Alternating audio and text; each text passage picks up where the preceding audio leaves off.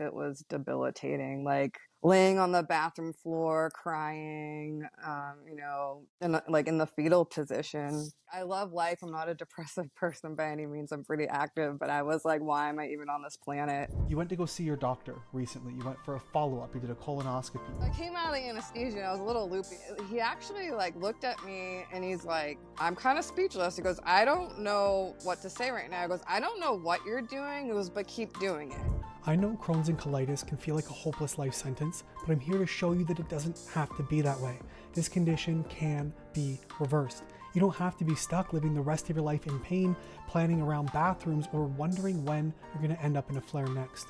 My team and I are dedicated to showing you how you can do it too, and I'm so excited for you to see this episode with Larissa Tassios, who was diagnosed with severe ulcerative colitis back in 2013, and in just 16 weeks, she came back with a near perfect colonoscopy report, and you can do it too, and we're talking about it right now.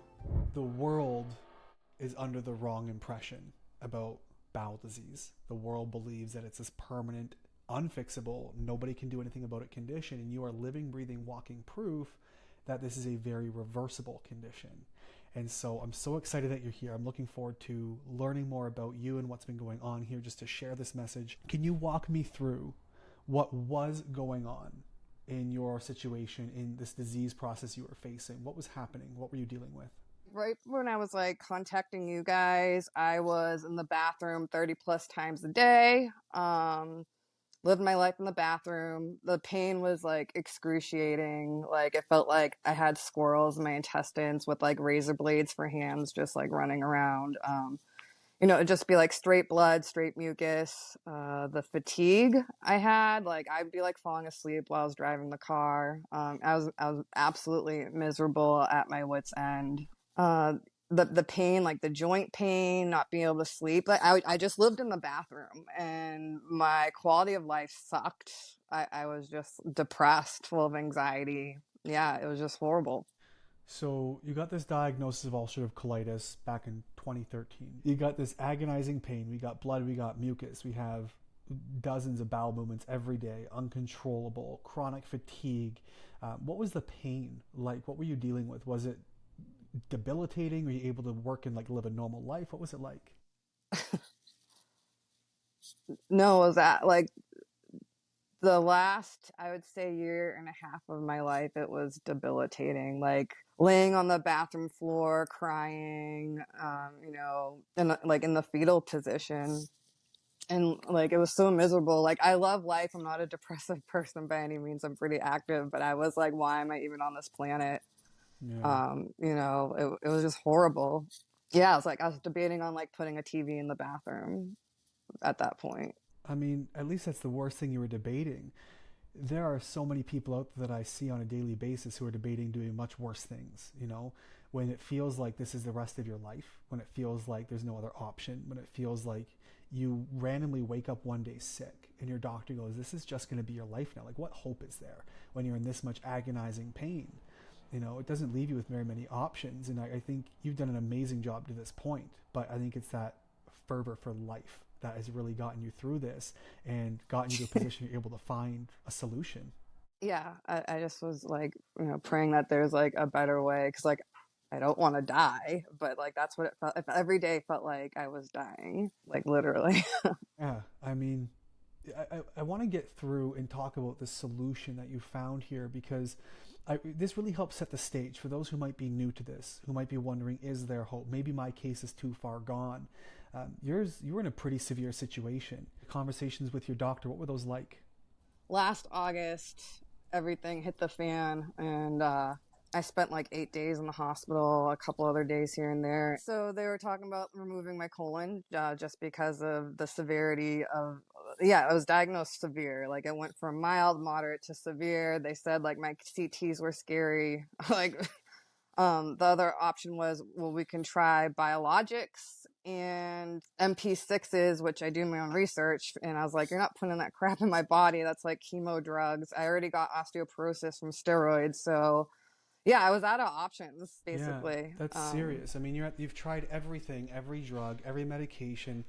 It was so bad to the point where they said, hey, let's just cut the organ out of your body, and that's the best we can do.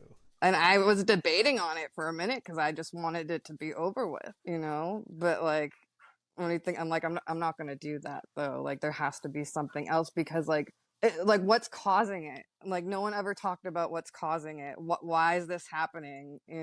Why are my white blood cells going through the roof? Like the whys. It was always like, okay, well, take these pills and you can eat whatever you want, which, if anybody has inflammatory bowel disease and is listening, that's a bunch of lies. You can't just, eat whatever you want, just take the meds. It's a hard place to be in, feeling like there are no options, like this thing is randomly got onto you for absolutely no reason. There's no explanation. And there's about 8 million other people in the world right now who are going through what you went through, but don't have to be anymore, which is why we're here. And I really appreciate you sharing your story. There's 8 million people. I've had people come to see us. I've had moms with 3-year-olds and 5-year-olds who are in so much pain and so sick, they can't go out and play. They can't walk. They're so sore. Their joints are so inflamed. They're limping around the house. Up to 75-year-olds who just want their grandkids to sit on their lap. The disease is getting worse. It's getting more common. 35 years ago, there was 2 million people. Today, it's 8 million, give or take. And it is getting worse. But today, we're going to show them there's something more. And you've done it. You're living, breathing, walking proof. And this is what's very, very exciting. Here's what I want to sort of get to with you. Can you walk me through the last 16 weeks or so of this journey? You were at a place where it felt like squirrels with razor blades in your intestines, dozens of bowel movements a day, right at a point where it's borderline surgery. It was sort of a bottom of the barrel, like I might get this thing out or jump off a cliff. Like it's so severe. The quality of life is that severe. But you went through a process about 16 weeks. Were able to find this root cause, to explain finally what nobody explained, to show you like there's a reason why this is happening, and you were brave enough to take the plunge and say, give it a go, to see what happens. And we're here today. So walk me through what sort of happened these last 16 weeks with you. Yeah, well, I mean, I saw you guys, on Facebook, and a lot of times, like, I'm pretty skeptical about stuff because I've dumped so much money into programs and protocols and supplements, and but like when I was listening to it, and I was like, something just resonated, and I was like, okay. And then we had our little interview, and I was actually in the toilet, I believe. You were. While I we were remember doing that very distinctly. Yeah. Like, that's where I was at. I was actually in the toilet while we're doing the intake call. But yeah, I walked into the program not sure like what to expect, head full of knowledge, not knowing how to apply it or what to do. That's like the worst part. Like, for me, is like, I know all these things, but I don't know what to do with it. I don't know where to begin. You got brain frogs, brain fog. It's kind of like that, actually. So like, I did the intake process with you guys, and like, just even that intake process alone, like talking and checking off like what these symptoms are, like light bulbs are going off. I'm like, oh, yeah, parasites. This looks like this might be parasitic. Like just even alone in that, like, was so eye-opening and helpful, just answering the questions. Curtis is my coach. I love Curtis. He's great. We set up like our first call, and I got on those group calls, and every group call, it was like, we talk about the symptoms, what's going on, and it is, you get like all this information, and I finally have someone that's able, like Jenga blocks, basically. Like, I was just taking blocks out and stuff was coming down, but I had someone to show me, hey, we're going to take this block out, and then like the tower stays up perfect, so that was just like a relief in itself, that part, having someone to guide me. You guys were always available, like on call, because like anybody that's suffered this type of illness, like your anxiety's through the roof. Like, what's this symptom? Oh, and like you guys were always there. Like, I could like hit Curtis up on like WhatsApp or whatever, and he'd respond back, and like that was super comforting in itself. And everything was laid out, like, here, these are the supplements that you will take. This is what time, like, super simple for someone like me that overcomplicates everything. Like, it just made the process super smooth and easy for me. So yeah, I started like doing the protocols, with like the parasite cleanses and everything. And even stuff I thought I was doing that was good for me, like I was downing bone broth, and I was making it myself, and they say that's like the best thing. Well, it wasn't for me. And they're you guys like, talking about like high histamine stuff. As soon as I took that out, my bowel movements improved probably like to half of what was going on, and I wouldn't have done that because I'm told, like, like I said, all this information, not knowing what to do with it.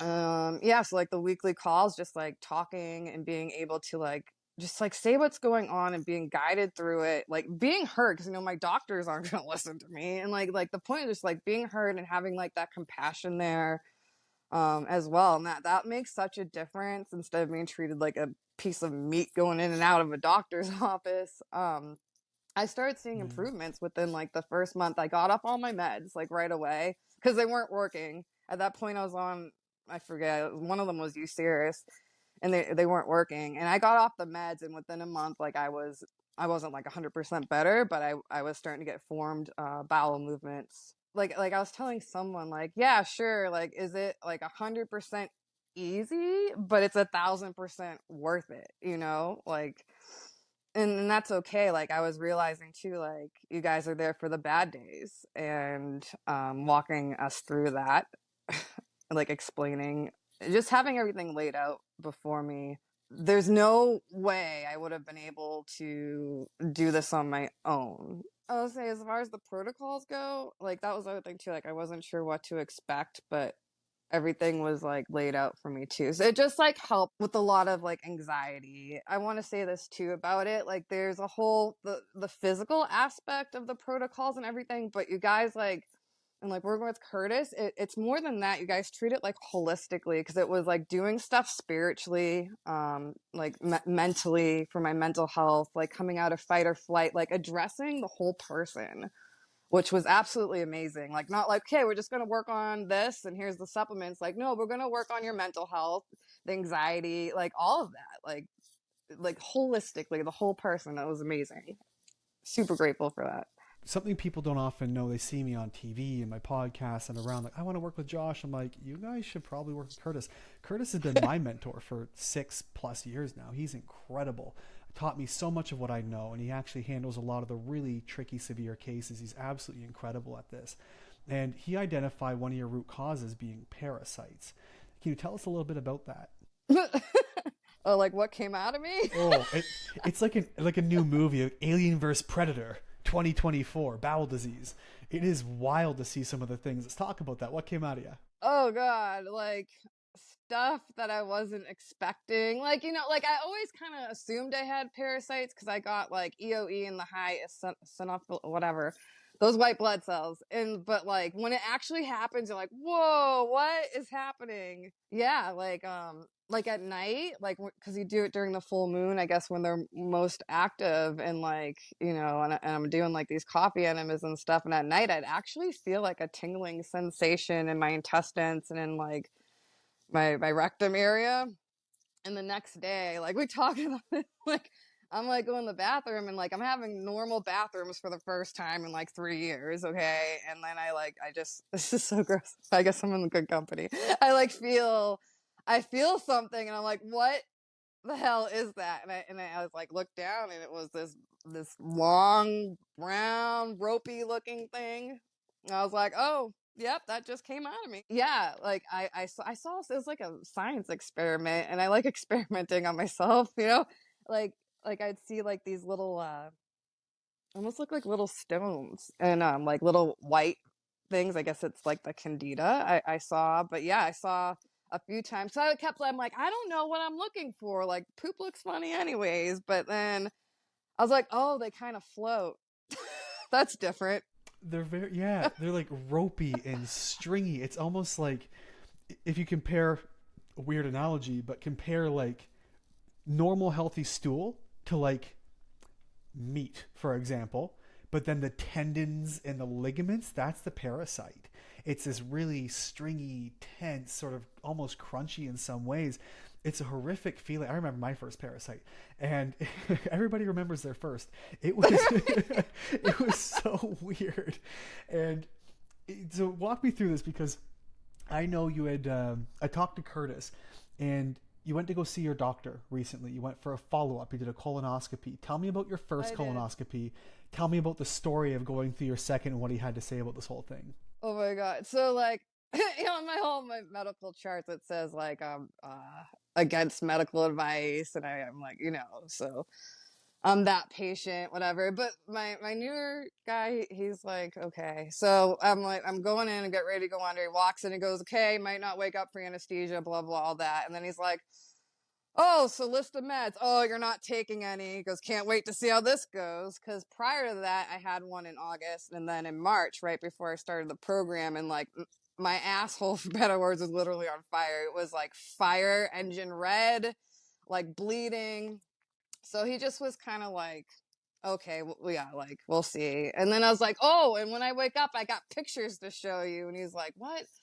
And so I came out of the anesthesia, and I was a little loopy, and my poor dad's sitting in the corner of the room, and he's like, he actually like looked at me, and he's like, I'm kind of speechless. He goes, I don't know what to say right now. He goes, I don't know what you're doing. He goes, but keep doing it. He goes, I was like, I'm in shock right now that this is what this looks like.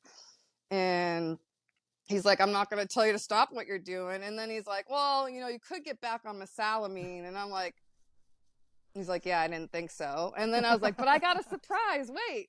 And he's like, what is it? I'm like, you got to see the worms. And I'm like, still like loopy. I'm like, you got to see the worms I pooped out. My dad's over in the corner going, she's that one daughter that I have that, all the weird stuff happens to. And I showed him the pictures of what I had in my phone, and his mouth dropped, and he called the nurses over, and they're all looking at him, like shaking their head. They're like, how did this happen? Like, how would you have gotten that? I'm like, because we get them. I'm like a barefoot hippie.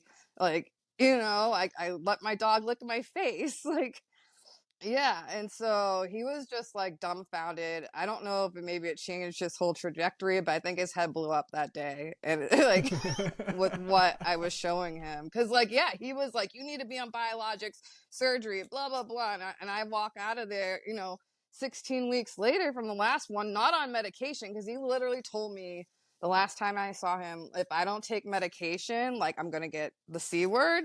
Your colon's gonna collapse, all this horrible stuff. And then I'm walking out of there like, yeah, well, it went different. Did not see that one coming, did they? Very No. cool. It was pretty cool. It felt good. It felt good to give it back to him. Like, yeah. So, Larissa, here's my question for you. What are your symptoms now? For the most part, like, I don't really have any. I'm still doing like what I need to do as far as protocols go and stuff. And that's like the one thing I was like trying to say or explain to people that ask me is like, I didn't get this overnight.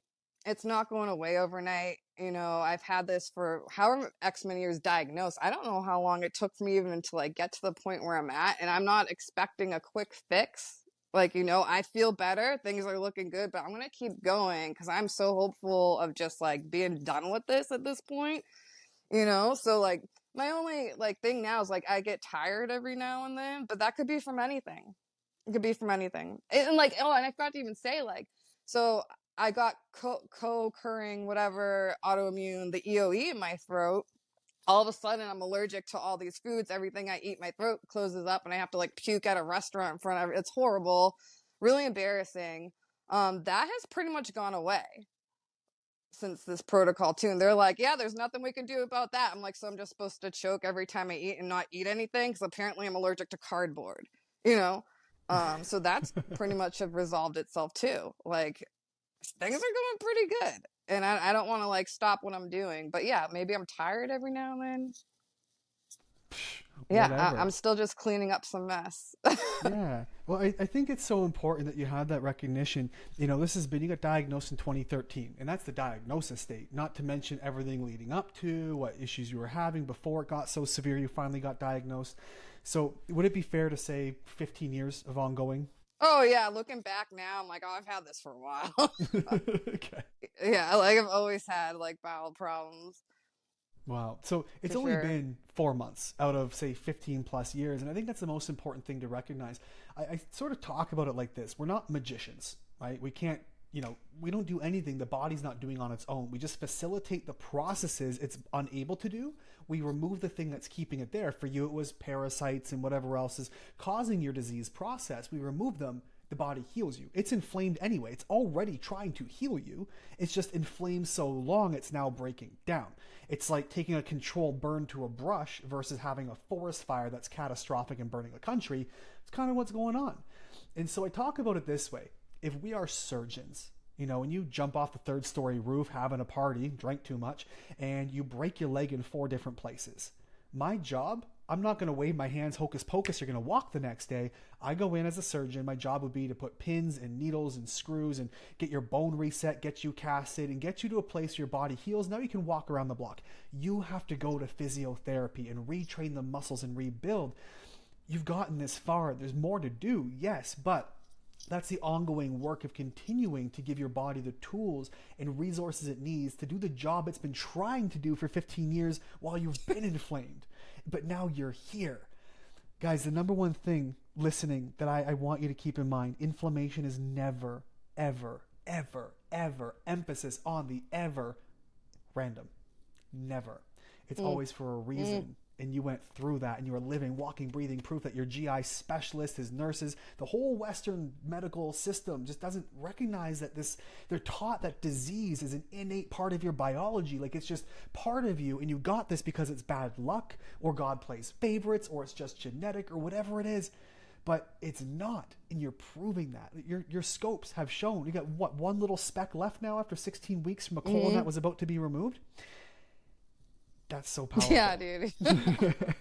Yeah, like I like cry every day. Like I'm so freaking grateful because like I really wanted to like end it, and now I'm like I went on vacation. I went hiking. I climbed a mountain. Like I went to my concert that I wanted. Like I'm doing my life, and I'm not a prisoner anymore. And that in itself is like the greatest gift. Like to feel like I'm alive again. Yeah, It's amazing. for sure. And it's only been 4 months. Just wait to what the future holds. I'm so excited for you. There's so much more to go. And the body is remarkable. It's a very, as Curtis says, it's a very impressive meat suit. And it's just here to constantly work for us and to heal us. And that's what yours is doing very successfully now that we've been able to remove the thing that was keeping you down. But it's not easy, is it? Like it's a bit rigorous. It takes a lot of work on your end. I think people want a quick fix. Can you share a bit about your experience during this process, the challenges that maybe you came into? Yeah, I mean, like, I'm human. I want to resist stuff. Of course, like, oh, who wants to like go home and do a coffee enema, right? Yeah, and in the beginning, like, I'm the type of person, I'm very much like, I'm all in, I'm doing it. And so, like, as soon as I got the stuff, even like, I'm like, okay, I got to do it all and really quick.